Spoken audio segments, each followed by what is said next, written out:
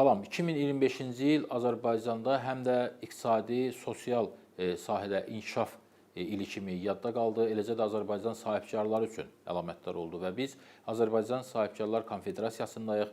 Konfederasiyanın prezidenti Məmməd Musayevlə Azərbaycan sahibkarlarının bir ilini müzakirə edəcəyik. Məmməd müəllim, 2025-ci il Azərbaycan sahibkarlığı üçün necə keçdi? Mən ilk öncə fürsətdən istifadə edib Azərbaycan sahibkarlarını yeni münasibətindən təbrik edirəm və 2025-ci il bütövlükdə siyasi hadisə olaraq çox əlamətdar oldu. Mən başlamaq istəyirəm Cənab Prezidentin yeni münasibəti ilə ölkə xalqına, Azərbaycan xalqına müraciəti və orada əsas deviz iqtidar, Azərbaycan xalq dialoqu çox önəmli fakt kimi qeyd edildi.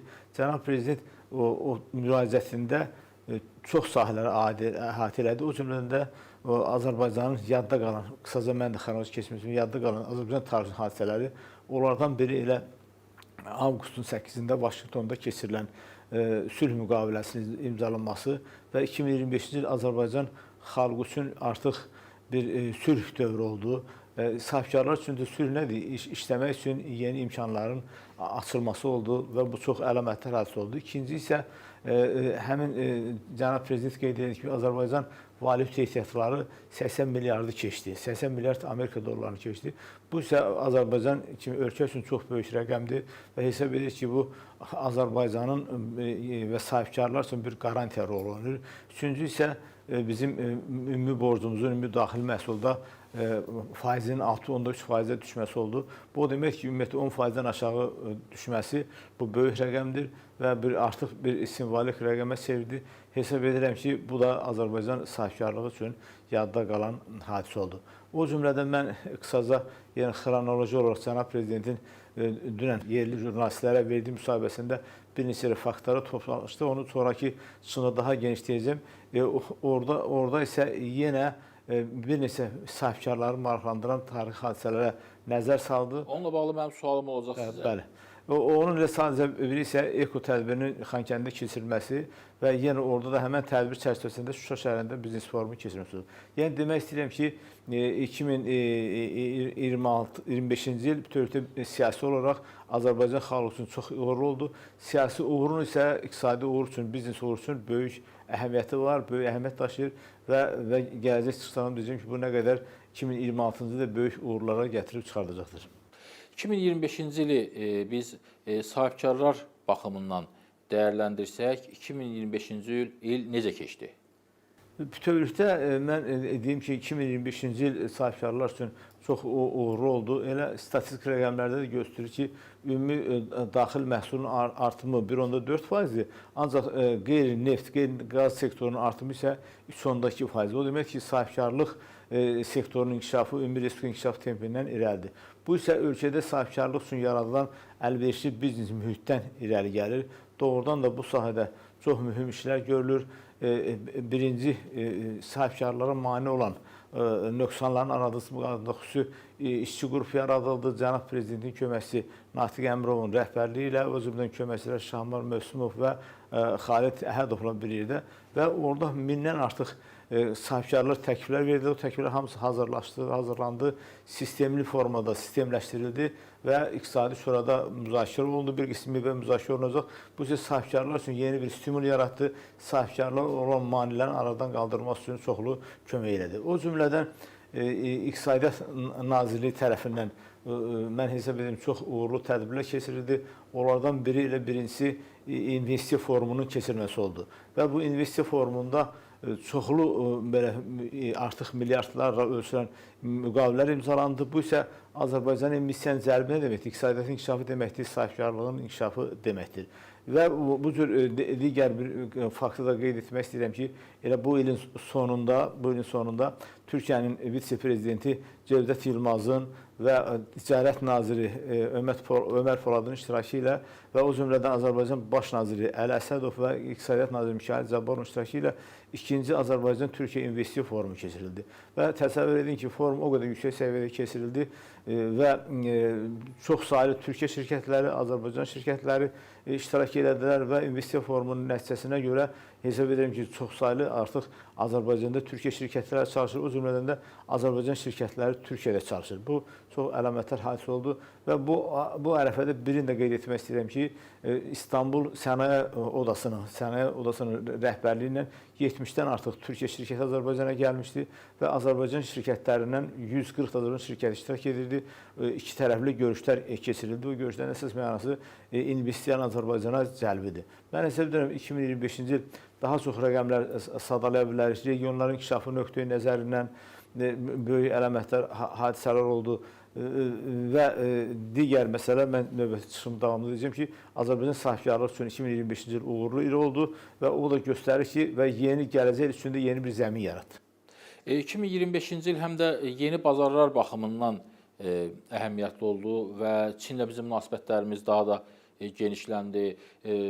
Sonra ilin sonunda Suriyada artıq bərpa olunmağa başlayan Suriyada Azərbaycanla iqtisadi əlaqələrin inkişafı ilə bağlı müzakirələrə başlanıldı və gözlənilir ki, bu il bu danışıqlar daha çox inkişaf edəcək və sahibkarlarımız artıq Suriya ilə birlikdə işlər görməyə başlayacaqlar. Bunu necə qiymətləndirirsiniz, bu bazarları? Bu bazarlarla bağlı mən hesab edirəm ki, 2025-ci il çox tarixi bir il oldu. Mən Çinə mövzusuna keçməmişdən qabaq bildirmək istəyirəm ki, Azərbaycan-Yaponiya arası, hökumət arası komissiya var. Bizim adətən bütün komissiyalarda dövlət qurumları iştirak edir.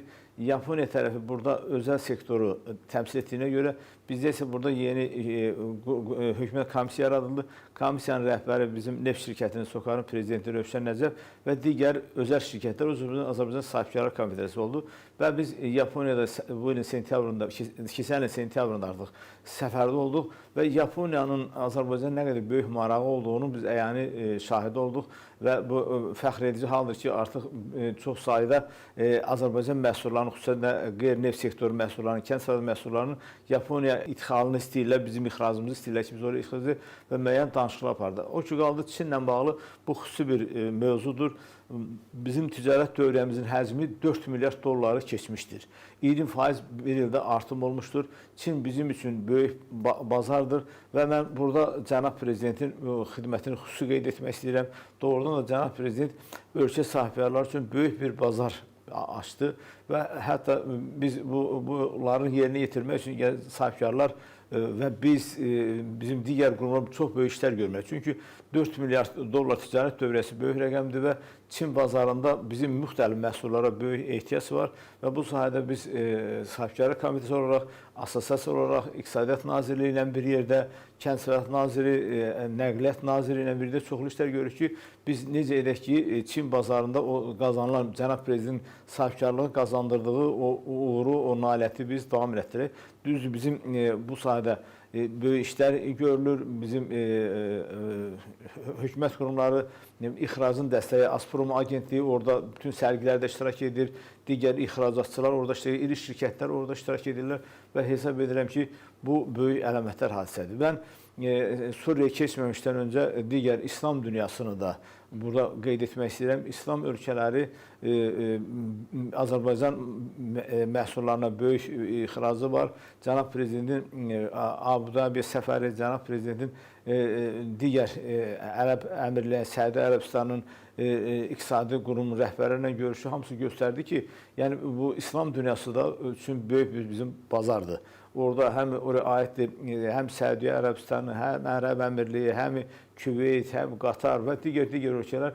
Mən hesab edirəm ki, sahibkarlar üçün o qədər böyük perspektivlər açıldı ki, bunun ötəsindən gəlmək üçün çox böyük 24 saat işləmək azdır. O ki, qaldı Suriya doğrudan da bu yenidən bərpa olunan ölkədir və bizim oraya xüsusi işçi qrupu var bizim müxtəlif nazirlər, o cümlədən Nəqliyyat naziri orada səfərdə oldu və Suriya əlaqələr gençləri biz də sahibkarları stimullaşdırır ki, Suriya ilə əlaqə qursunlar və bu doğrudan da 2025-ci il çox uğurlu oldu, 2026-cı il isə yeni perspektivlər açdı.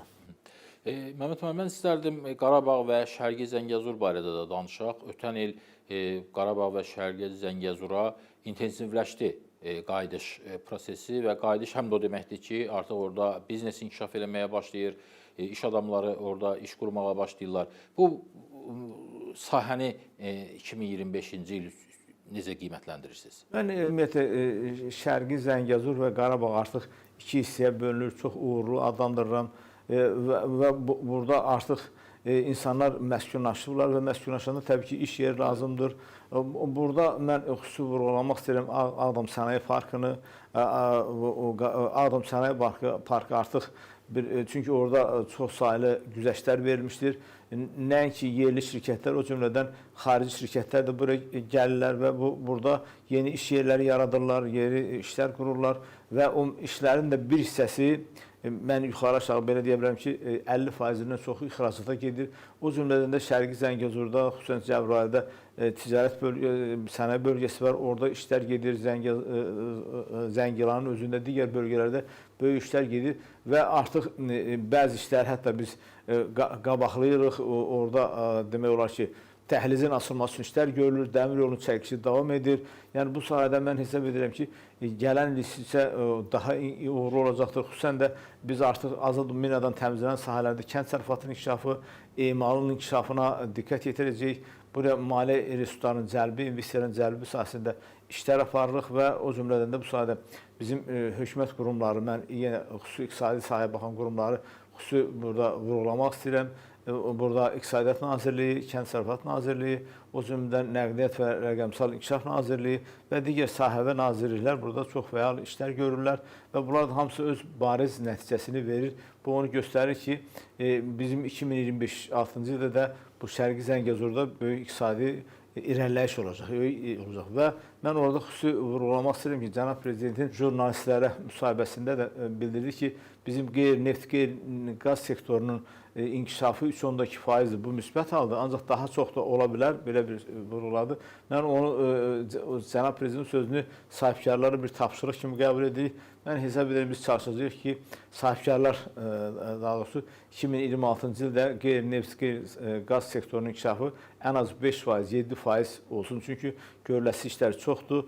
Bu ölkələri, bu bazarları təmin etmək üçün çox yüksək keyfiyyətli, rəqabət qabiliyyətli məhsul ixrac etmək lazımdır. O cümlədən onu da vurğulamaq istəyirəm ki, bizim yerli ixracın qarşısını alan, yerli istehsalı artıran məhsullara da ehtiyacımız var. Çünki bizim bazara xaricdən məhsul ixalı çoxalıb, artır. Ona görə biz yerli istehsalı artırmalıyıq, xüsusən də regionlarda. İdxal həm də qiymətlərin qalxması deməkdir. Çünki bizdəki qiymət artımı idxal inflyasiyasıdır. Cənab Prezident elə jurnalistlərin müsahibəsində regionların inkişafını da xüsusi vurğulayır. Yəni burada təbii ki, prioritet, üstünlük Qarabağdır, Şərqi Zəngəzurdur. Ancaq mən Azərbaycanın digər bölgələrini də kənarda qoymaq istəmirəm. Bizim məqsədimiz də sahibkarlıq komitəsi olaraq regionların inkişafı, regionlarda sənaye müəssisələrinin yaradılması və yerli istehsalın gücləndirilməsidir. Bu sahədə biz sahibkarlarla müxtəlif görüşlər keçirdik. Bu da ayrıca bir mövzunun sualıdır və burada əsas məqsəd məsəl üçün biz İqtisadiyyat Nazirliyinin nəzdində olan vergi xidməti ilə görüş keçirdik, Orxan Nəzərinin rəhbərliyi ilə və biz bütün aparıcı şirkətləri dəvət etmişdik. Görüş çox dialoq formasında keçdi və məqsəd də sahibkarları maraqlandıran məsələlərdə verginin düzgün anlaşılması, düzgün edilməsi oldu. Ondan sonra bizim görüşümüz Dövlət Kömürlük Komitəsindən oldu və orada da yenə bu sahəni kömürlüklə bağlı sahibkarları dəvət etmişdik. Mən bu fürsətdən istifadə edib Kömürlük Komitəsinin rəhbərliyinə və rəhbərinə Şahin Bağırov xüsusi minnətdarlığımı bildirmək istəyirəm ki, sahibkarlarla açıq dialoq formasında bir görüş keçirdi və bu da yaşlı dəhlizin açılması, sahibkarlara güzəştlərin verilməsi, çoxlu məsələlərdə aydınlıq gətirildi və o cümlədən də bizim belə bir görüşümüz də bizim Anti-İnsar qurumundan oldu, Elnur müəllimlə və burada da sahibkarların maraqlanan çox suallar cavab verdi. Mən burada bircə sahəni vurğulamaq istəyirəm ki, bizim Quşçular Assosiasiyasının rəhbəri də burada iştirak edir. Bizim quşçuları, quş əti istehsalçıları, yumurta istehsalçıları müəyyən məsələlər maraqlanır. Bugün bizim bilirsiniz ki, yumurta üzrə biz artıq ixracatçı ölkəyik. Hətta Amerikaya belə yumurta ixrac edirik və burada da onların narahat edən çoxsaylı məsələlər öz həllini tapdı və bugün bizim yerdə quşçuluq sektorunun inkişafı və digər sektorlar kimi böyük işlər görülür. Və mən əminəm ki, bu da gələcəkdə böyük bizə inkişaf verəcəkdir. Mehmet hanım, 2025-ci ildə həm də sahibkarlara maneə törədən məmurlara qarşı keçirilən əməliyyatlarla da yadda qaldı və bir neçə məmur hətta həbs edildi, vəzifədən azad olunanlar oldu. Bunu necə qiymətləndirirsiniz və sizcə bu sahibkarlıq üçün yaşıl işıq yandırmaq kimi qəbul edilə bilərmi? Mən əvvəlcə də dedim ki, bu sayədə ardıcıl silsilə tədbirlər görülür və təbii ki, Cənab Prezidentin, Ali Başkomandanın tapşırığı, əmri, bunlar həmişə hər kəs üçün nümunə olmalıdır və bu addımlar bizim qurumlar tərəfindən aparılan qətiyyətli addımlardır və hesab edirəm ki, bunlar bir daha sahibkarlarda inamı biraz da artırır, dövlətə, dövlətçiliyə, qanunvericiliyə inamı bir də artırır ki, deməli, dövlət sahibkarın tərəfindədir. Qanunu pozan sahibkarlar isə cəzalandırılacaqdır. Bunda hər kəs artıq özü bunu bilir və hesab edirəm ki, belə tədbirlər mən istəməzdim olsun bu sahibkarlar üçün o qədər də ürək açıq hadisədir. Ancaq belə hadisələr var və biz bilirsiniz ki, biz bayaq dediyim 3 qurumla görüş keçirdik və belə bir görüşün də təzə ildə birinci Mərkəzi Bankla bizim müştərək komissiyamızda Mərkəzi Bankla keçirmək istəyirik. Bugün sahibkarları ən çox maraqlandıran məsələlərdən biri xüsusən regionlarda maliyyə əlçatanlığının artırılmasıdır və biz hesab edirəm ki, Mərkəzi Bankın rəhbərliyi ilə dialoq formasında bu məsələləri müzakirə edəcək. Eynən də belə bir görüşün Respublika prokurorluğu ilə keçirilməsi planlaşdırılır ki, yəni açıq formada, dialoq formasında belə bir görüş keçirilsin, sahibkarlar narahat edən məsələlər və o cümlədən qanunvericilik sahəsində hər kəs öz məsuliyyətini də hiss eləsin. Belə bizim ənəvi görüşümüz Ali Məhkəmənin sədrliyinin rəhbəri ilə olmuşdu. Yəni biz çalışırıq ki, sahibkarlar belə deyək də dövlət özəl dialoqu həm hüquqlarını bilsinlər, həm qanunları bilsinlər və o sərhədi bilsinlər ki, hansı sərhəddən sərhəd daxilində fəaliyyət göstərmək lazımdır ki, məsuliyyət yaratmasın. Dövlət özəl dialoqunu biz daha da gücləndirmək istəyirik, gücləndiririk, daha da güclənibdir. Mən burada 2025-ci ilin yekununda Azərbaycan sahibkarlarına dayaq mükafatının verilməsini də qeyd etmək istəyirəm. Bilirsiniz, kiçik orta sahibkarlığın inkişafı konfederasiyanın önəmli hadisədir və burada da bizim həm İqtisadiyyat Nazirliyinin nəzdində olan Kiçik Orta Biznes İnkişafı Agentliyi, digər nazirliklər də iştirak edədilər və Azərbaycanın bütün ünlü sahibkarlarına dayaq mükafatı verildi. Bu, Azərbaycan sahibkarlarına verilən İqtisadiyyat Naziri, onun nəzdində olan Kobiyanın verilən qiymətli. Çox bir faktı qısaca qeyd etmişəm ki, Türkiyənin Ankara şəhərində Türk dövlətlərinin qadın sahibkarlarının forumu keçirildi, müsabiqə keçirildi və 2 Azərbaycanlı sahibkara, Coca-Cola şirkəti Rəna Məmmədovaya və Məlhəm şirkətinin rəhbəri Sevda Əlizadəyə Türk dövlətləri sahibkarlarının mükafatı verildi. Bu da Azərbaycan üçün, Azərbaycan qadın sahibkarın inkişafı üçün xüsusi bir sevincli hal oldu. Və elə bu dediyim elə Cənab Prezident çıxışındakı müraciətlər və birini də xüsusi qeyd etmək istəyirəm. Siz onda vuracaqsınız. Müdafiə Sənaye Nazirliyinin inkişafı, müdafiə sənaye sisteminin inkişafı və orada da baxmayaraq müdafiə sənayesi biraz məxfi sahədir, ancaq 15 şirkətə, özəl şirkətə icazə verib ki, özəl şirkətlər müdafiə sənaye məhsullarını istehsal etsinlər, lisenziya verilibdir və 1.4 milyard dollarlıq ixrac olubdur, onun yarısı xarici olubdur, bir hissəsi bizim yerli və orada da Azərbaycan şirkətləri artıq özəl şirkətlər çalışırlar. Bu demək ki, artıq ölkə rəhbərliyi harda biznes varsa da, inkişaf varsa da sahibkarları orada görür, sahibkarlar üçün yaşlı işıq yaradır. Ancaq eyni vaxtda mən hesab edirəm ki, sahibkarların üzərinə də çox böyük məsuliyyət düşür. Cənab Prezident çıxışında da vurğuladı ki, bəs müəyyən mənada kadr çatışmamazlığı. Təbii ki, belə bir yüksək səviyyəli işlərdə yüksək peşəkar kadrlara ehtiyac var və bunun üçün də bizim təhsil müəssisələri çalışırlar. Bizim elə təhsil müəssisələrindən də əlaqələrimiz var. Mən bir neçə təhsil müəssisəsinin adını xüsusi vurğulamaq istəyirəm ki, ADO Universiteti çox yüksək keyfiyyətli kadrlar hazırlayır. Bizim müxtəlif sahələrdə, o cümlədən İtaliya ilə birgə institut var, qida sektorunda, digər inşaat mühəndislikdə, memarlıqda. Mən bizim İqtisad Universiteti, UNEK-in adını xüsusi çəkmək istəyirəm. UNEK də bu sahədə aparıcı rollardan birini oynayır, təhsil müəssisəsi kimi. Xüsusən də biznesə, biznes mühitinin yaxşılaşmasına xüsusi töhfə verir və digər universitetlər, o cümlədən də Bakı Dövlət Universitetində xüsusi vurğulamaq istəyirəm ki, bu bizim universitetlər kadr çatışmazlığı, maliyyə savadının artırılması üçün çox işlər görülür. Doğrudan da bizim qarşımızda 2026-cı ildə daha çox işlər görmək düşür. Çünki Cənab Prezidentin bu gördüyü işlərin arxasında çatmaq üçün yəni 24 saat hesab edirəm yetərli olmayacaqdır.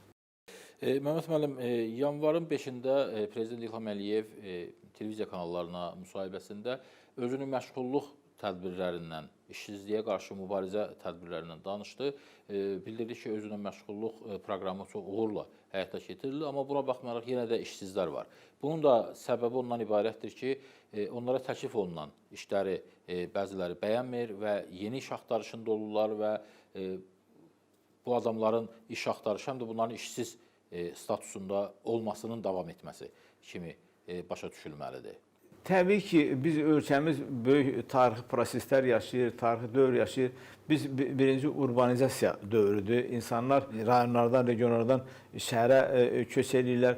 O cümlədən də məşğulluq prosesinə mən bu sayədə Əmək və Əhali Sosial Müdafiə Nazirliyinin məşğulluq xidmətlərini xüsusi qeyd etmək istəyirəm ki, orada rəqəmlər çalanır ki, bu nə qədər işlər görülür. Ancaq hesab edirəm ki, təbii ki, insanların bəzilərinin belə deyək də biliyinin biraz zəif olması, bu işləri az bilməsi və digər məsələlər yaradır. Bu təbii olan şeydir. Ancaq rəqəmlər göstərir ki, məşğulluq sahəsində böyük işlər görülüb və bu işlər də davam etdirilir və 2026-cı ildə davam edəcəkdir. O təbii ki, ancaq müsbət tərəfi deyim ki, o məşğulluqla bağlı müəyyən artıq o məşğulluqla biznesi keçib. Artıq biznes olubdur və onu da qeyd etmək istəyirəm ki, 2025-ci ildə artıq bizim qeydiyyatdan keçən sahibkarların sayı 1.400.000-dən yuxarıdır. Bu ölkədə sahibkarlıq üçün nə qədər böyük mühitin yaradılmasıdır. Əgər bizim müstəqilin ilk illərinə getsək, əgər bir müəssisəni qeydiyyatdan keçirmək üçün günlərlə, bəlkə deyərdim, aylarla vaxt lazım olursa, indi isə dəqiqə vaxt. Kompüterin arxasında müəssisəni qeydiyyatdan keçirsən, nəinki indi yerli şirkətlər, bu təbiidir. Xarici şirkətlər də heç Azərbaycana gəlmədən oradan yerli qaydada qeydiyyatdan keçirir. Yəni bu bizim 30 ildə, xüsusən son 20 ildə Azərbaycanda biznesə nə qədər mümkün şəraitin yaradılmasının ən nümunəsidir. Biz də bunu xüsusən də bizim bilirsiniz ki, konfederasiyanın 30 ölkədə bizim nümayəndəmiz var. Xaricidən gələn investorun görüşündə daha çox hiss edirik. Necə bunlara bu müsbət qarşılanır. Və bir əlamətlər hadisəni deyim ki, xüsusən də burada İslam dünyasından dedim, ancaq Türk dünyasını da qayıtmaq mütləq lazımdır və Türk dünyasından bərabər də elə Orta Asiya, Azərbaycan C5+1-in artıq C6 olması oldu, Azərbaycanın oraya tam uyğun üzv qəbul edilməsi oldu. Bu isə mən hesab edirəm Cənab Prezidentin çox böyük siyasi uğurudur və eyni vaxtda isə bu da sahibkarlar qarşısında böyük bir məsuliyyət qoyur. Çünki biz Orta Asiya respublikalarında böyük işlər aparırıq və bunu davam etdirməliyik. İnvestisiya yatırımı, birgə müəssisələr, birgə istehsal, birgə ixrac və yeni sahələr. Bu da hesab edirəm ki, bizim üçün çox vacib 2026-cı ildə prioritet sahələrdən biri olacaqdır. Minnətdaram Məhəmməd müəllim. Çox sağ olun. Ətraflı 2025-ci ildə Azərbaycan sahibkarlığının mənzərəsini həm bizə, həm də tamaşaçılarımıza çatdırmış oldunuz. Mən də sizə təşəkkür edirəm. 2026-cı ildə Azərbaycan sahibkarlığına daha uğurlu, daha düşərli olmasını arzu edirəm və Azərbaycan sahibkarları da ölkə rəhbərinin tapşırıqlarını o bir əskər kimi yerinə yetirməyə həmişə hazırdılar. Sağ olun. Xatırladım ki, qonağım Azərbaycan Sahibkarlar Konfederasiyasının prezidenti Məmməd Musayevdir və biz onunla 2025-ci il Azərbaycan sahibkarlığı üçün necə keçdi, onu müzakirə edirdik. Sağ olun.